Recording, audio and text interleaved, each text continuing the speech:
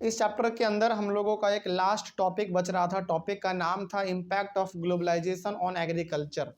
इसमें सबसे पहले आप समझो कि ग्लोबलाइजेशन का मतलब क्या होता है। हालांकि ग्लोबलाइजेशन का मतलब हमने आपको इकोनॉमिक्स में ही बताया था, उसमें एक हमारा चैप्टर था ग्लोबलाइजेशन एंड इंडियन इकोनॉमी, उसमें हम लोग समझ चुके थे। एक हमारा हिस्ट्री में भी चैप्टर है the making of a global world, उसमें भी हम लोग ग्लोबलाइजेशन का मतलब समझ चुके हैं। हालांकि कोई बात नहीं है, यदि आप भूल गए हैं तो कोई दिक्कत नहीं है। ग्लोबलाइजेशन का सिंपल सा मतलब होता है कि एक कंट्री दूसरे कंट्री से जब आपस में जुड़ने लगते हैं, यानी कि एक कंट्री का कनेक्शन जब दूसरे कंट्री से हो जाता है ट्रेड के मामले में, या फिर कोई चीज़ खरीदना बेचना दो कंट्री के बीच में, तो ये हमारा कहलाता है ग्लोबलाइजेशन। ठीक है, तो ग्लोबलाइजेशन का सिंपल सा मतलब क्या हुआ? ग्लोबलाइजेशन का सिंपल सा मतलब हुआ कि एक कंट्री दूसरे कंट्री से आपस में किस तरीके से जुड़ रहा है। वो ट्रेड के थ्रू जुड़ रहा है या फिर इंफॉर्मेशन शेयर कर रहा है। अब देखो कैसे जुड़ता है। देखो इसमें होता क्या है ना, कि जैसे सपोज करो कि अमेरिका इंडिया से ट्रेड करता है। सपोज करो, मान लो कि हम इंडिया वाले अनाज देते हैं अमेरिका को, तो क्या हो गया? दो कंट्री आपस में जुड़ गया, तो यही हमारा कहलाएगा ग्लोबलाइजेशन। पहला बात, मान लो एग्जांपल के तौर पे सपोज करो कि चाइना से आज, सपोज नहीं बहुत बल्कि हकीकत है कि चाइना से आज अलग अलग प्रकार के स्मार्टफोन इंडिया में आते हैं बेचने के लिए। तो इस तरीके से इंडिया और चाइना क्या हो गया? आपस में जुड़ गया, कनेक्ट हो गया। यही हमारा कहलाता है ग्लोबलाइजेशन, सिंपल सा।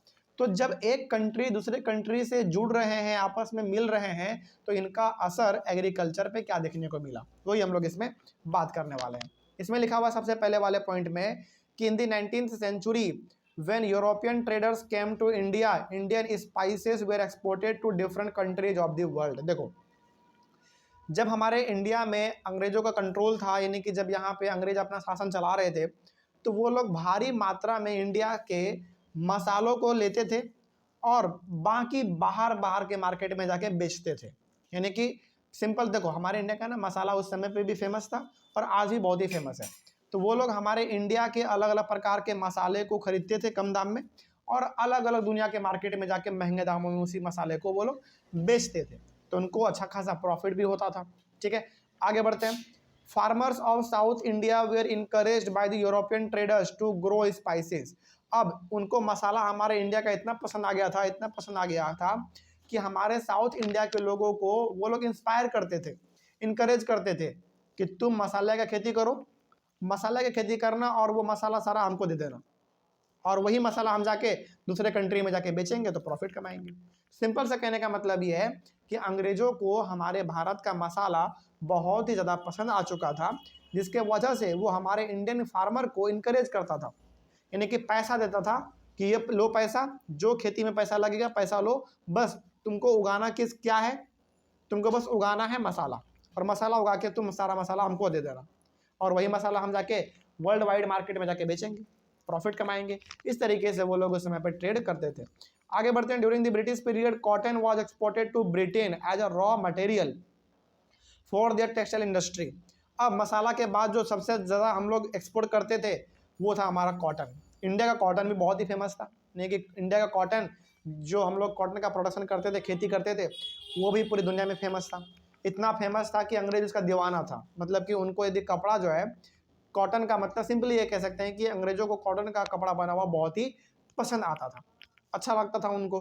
तो अंग्रेज कॉटन को भी यहाँ से खरीदने लगे कम दाम में, और जाके अपने देश ब्रिटेन में उसको उसी कॉटन से कपड़ा बना के बेचते थे पूरी दुनिया में, तो अच्छा खासा उनको प्रॉफिट भी मिलता था। तो बेसिकली जो कॉटन था वो एक तरीके से रॉ मटेरियल के तौर पे काम करता था ब्रिटेन के टेक्सटाइल इंडस्ट्री के लिए।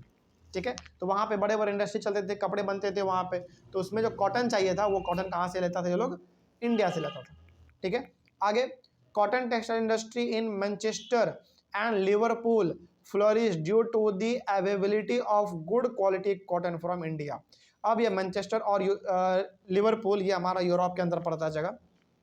ठीक है, तो मैनचेस्टर हो गया और लिवरपूल हो गया, ये हमारा यूरोप के अंदर जगह पड़ता है।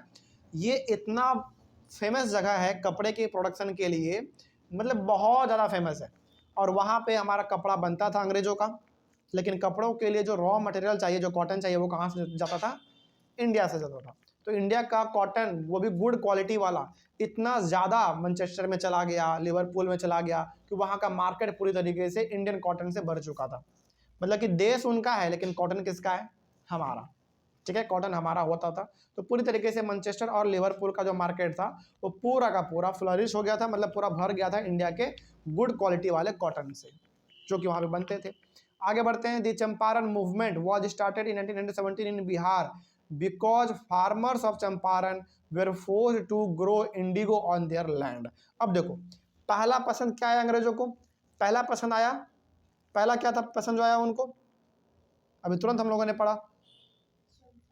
नहीं नहीं नहीं, यहाँ पे पहला, अरे पहला मसाला, पहला मसाला उनको पसंद आया। दूसरा पसंद आया उनको कॉटन, और तीसरा जो उनको पसंद आया वो था हमारा इंडिगो, निकनी की नील। अपन हम लोग अपने वाइट वाले कपड़े को नीलापन करने के लिए क्या देते हैं? उसमें नील देते हैं ना, उजाला देते हैं। तो वो तो अब ना हमारे लिक्विड के फॉर्म में आता है, लेकिन पहले हम लोग उसका खेती करते थे। तो अब इंडिया में मसाला के बाद और कॉटन के बाद जो सबसे ज़्यादा अंग्रेज़ों को भा रहा था वो भा रहा था नील, इंडिगो की खेती। तो अब देखो, इंडिगो के खेती में होता क्या था ना, समय बहुत लगता था पहला बात, और उसमें उतना कमाई होता नहीं था। इसलिए किसान बोलते थे कि नहीं, हम इंडिगो का खेती नहीं करेंगे, लेकिन अंग्रेज बोलते थे ज़बरदस्ती, नहीं तुमको करना पड़ेगा। इस चीज़ से बचने के लिए लोगों ने महात्मा गांधी के सामने गुहार लगाया। लोगों को महात्मा गांधी ने कहा कि हुजूर, हम इंडिगो का खेती नहीं करना चाहते हैं, क्योंकि इसमें समय बहुत लगता है, पैसा भी बहुत लगता है, लेकिन कमाई इसमें बिल्कुल भी नहीं है, और अंग्रेज मारपीट के ज़बरदस्ती हमसे इंडिगो ले लेता है फसल तैयार होने के बाद, कुछ हमारे लिए कीजिए। तो गांधी जी ने कहा कि ठीक है, हम आपके लिए आते हैं चंपारण। तो वो 1917 में बिहार में आए थे।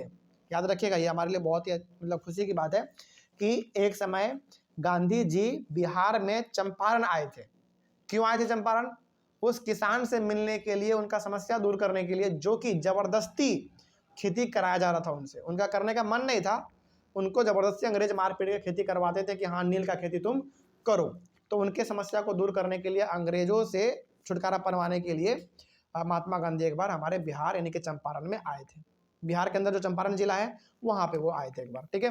आगे बढ़ते हैं। देखो, इतना फेमस हमारा सामान हुआ करता था पहले कि अंग्रेज किसी भी हाल में उसका खेती हमसे करवाना चाहते थे, चाहे वो मसाला का हो, चाहे वो कॉटन का हो, चाहे इंडिगो का हो, ठीक है। भले ही हम लोगों का करने का मन नहीं होता था, क्योंकि कमाई होता नहीं था। पहला बात, जो भी हम लोग उगाते थे ज़बरदस्ती छीन लेता था, कम दाम में खरीद लेता था, तो हम लोगों को कोई उतना प्रॉफिट होता नहीं था। इसीलिए हम लोग जल्दी खेती भी करना नहीं चाहते थे, लेकिन हम लोगों को ज़बरदस्ती खेती करवाता था।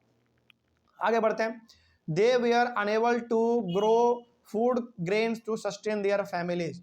तो चंपारण का जो मूवमेंट था वो इसलिए था कि उनसे ज़बरदस्ती नील का खेती करवाते थे, और नील के खेती में इतना समय जाता था कि किसी प्रकार का वो फूड ग्रेन का खेती कर ही नहीं पाते थे, यानी कि चावल, दाल, गेहूं, साग, सब्जी, इन सब का खेती वो कर ही नहीं पाते थे, क्योंकि समय ही नहीं बचता था। समय बचेगा तभी तो आप इन सब का खेती कर पाओगे ना। तो इन सब का खेती ये लोग नहीं कर पाते थे, जिसके वजह से ये लोग अपने फैमिली का भी पेट नहीं पाल पा रहे थे। तो इनको समस्या हुआ कि भाई, जिस चीज़ से हमारा घर चलता है उसका खेती ही नहीं कर पा रहे हैं हम, और जिससे हमारे फैमिली का पेट नहीं पलता है यानी कि इंडिगो, उसी का खेती ज़बरदस्ती करवा रहा है अंग्रेज। तो इसी को ख़त्म करने के लिए महात्मा गांधी चंपारण आए थे। आगे, indigo was necessary for the textile industries which were located in Britain. अब देखो, इंडिगो के ऊपर ये जो अंग्रेज थे इतना ज़्यादा जोर क्यों दे रहे थे? इतना ज़्यादा ये लोग जोर इसलिए दे रहे थे क्योंकि इंडिगो बहुत ही ज़्यादा पॉपुलर था। कहाँ पे? ब्रिटेन में। यानी कि यहाँ से वो लोग इंडिगो को खरीदते थे, नील को, और जाके अपने ब्रिटेन के फैक्ट्री में उसको इस्तेमाल करते थे, कपड़ों को रंगते थे उससे। तो इनका अच्छा खासा प्रॉफिट होता था उनसे। कपड़े को रंगते थे तो उनका मुनाफा बढ़ जाता था, है ना, कपड़े का चमक बढ़ जाता था, जिससे महंगे में बिकता था वो। आगे, Indian farmers should diversify their cropping pattern from cereals to high value crops. ये तो हो गया उस समय का बात जब हम लोग अंग्रेजों के कंट्रोल में थे। लेकिन आज के समय में थोड़ा सा हम लोगों को ना, मतलब हम लोगों को भी अपना एग्रीकल्चर थोड़ा इम्प्रूव करना पड़ेगा। किस मामले में? देखो, हम लोगों को बेसिकली अपना क्रॉपिंग पैटर्न थोड़ा सा बदलना पड़ेगा। इंडिया में हालांकि ठीक है, सही बात है कि इंडिया में आज भी किसान ज़्यादा जो है ना वो चावल का खेती करते हैं, दाल का खेती करते हैं, गेहूं का खेती करते हैं, मक्का का खेती करते हैं, ठीक है। लेकिन इसके अलावा इंडियन फार्मर्स को वैल्यूएबल क्रॉप के तरह आगे बढ़ना चाहिए, जैसे cotton, T, rubber, coffee, sugar cane, ये सब क्या है? वैल्यूएबल क्रॉप है, यानी कि इसमें कमाई मोटा होता है, इसमें मोटा पैसा कमाई होता है। तो बेसिकली चलो ठीक है, चावल, दाल, गेहूं, साग, सब्जी हम लोग लगा रहे हैं, उपजा रहे हैं, इसका खेती बाड़ी कर रहे हैं, प्रोडक्शन कर रहे हैं, अच्छी बात है। लेकिन इसके अलावा भी इंडियन फार्मर्स को थोड़ा सा वैल्यूबल क्रॉप पे भी ध्यान देना चाहिए, जैसे चाय हो गया, रबर हो गया, कॉफ़ी हो गया, कॉटन हो गया, शुगर कैन हो गया, बनाना हो गया, इन सब के ऊपर भी उनको बेसिकली ध्यान देना चाहिए। ठीक है, आगे India's diverse climate can be use to grow a wide range of high value crops. अब देखो इंडिया का क्लाइमेट इतना बढ़िया है ना कि यहाँ पे समय समय पर अलग अलग प्रकार के फसल को उगाया जाता है, यानी कि इतना अच्छा मौसम हम लोगों का इंडिया में होता है, तो इस मौसम का फ़ायदा उठाना चाहिए, है कि नहीं। यानी कि इस मौसम का हम लोगों को बेसिकली बेनिफिट लेना चाहिए अलग अलग प्रकार के फसल को लगा के। This will increase incomes and reduce environmental degradation. इससे क्या होगा, अलग अलग प्रकार के फसल को आप लगाओगे तो इससे हम लोगों का इनकम भी बढ़ेगा, पहला बात। दूसरा बात, जो हमारा इन्वायरमेंट है, जो खराब हो रहा है इन्वायरमेंट धीरे धीरे, वो भी बदलेगा। क्योंकि देखो अलग अलग प्रकार के फसल को आप लगाओगे तो वैसी बात है आपका इन्वायरमेंट क्या होगा, अलग अलग चीज़ों को अडॉप्ट करेगा, हमारा माहौल थोड़ा सा अलग होगा, बदलेगा, कोई दिक्कत नहीं इसमें। आगे बढ़ते हैं फिर। Fruits, vegetables, flowers, medicinal plants, bio diesel crops like jatropha and jojoba need much less irrigation than rice और शुगर कैन। मतलब कहने का ये है कि आप साग भी उगाओ, सब्जी भी उगाओ, फूल भी उगाओ, मेडिसिनल प्लांट भी उगाओ। बायोडीजल क्रॉप का मतलब होता है वो क्रॉप जिसको हम लोग बेसिकली जलाने के लिए इस्तेमाल करते हैं। तो इन सभी का भी खेती हम लोगों को करना चाहिए, क्योंकि इनमें पानी का इस्तेमाल बहुत कम होता है, खाद का इस्तेमाल बहुत कम होता है। तो ये सब चीज़ भी हम लोगों को करना चाहिए, इस पर ध्यान हम लोगों का देना चाहिए। तो ये एक तरीके से सजेशन भी है इंडियन फार्मर्स को, कोई दिक्कत नहीं इसमें। तो इस तरीके से हमारा टॉपिक भी कंप्लीट हुआ, टॉपिक कंप्लीट हुआ और ये हमारा चैप्टर भी कंप्लीट हुआ। अब मेरे हिसाब से चैप्टर में कहीं पर कोई दिक्कत नहीं होना चाहिए, चैप्टर बहुत ही ईजी था। ऑनलाइन वाले बच्चे, आप लोगों के चैप्टर में कहीं पर कोई डाउट रहा होगा तो आप लोग एक बार कमेंट कीजिएगा। हम लोग मिलेंगे अपने अगले वाले क्लास में एक नए चैप्टर के साथ और एक नई शुरुआत के साथ। तब तक के लिए thank you very much and have a nice day.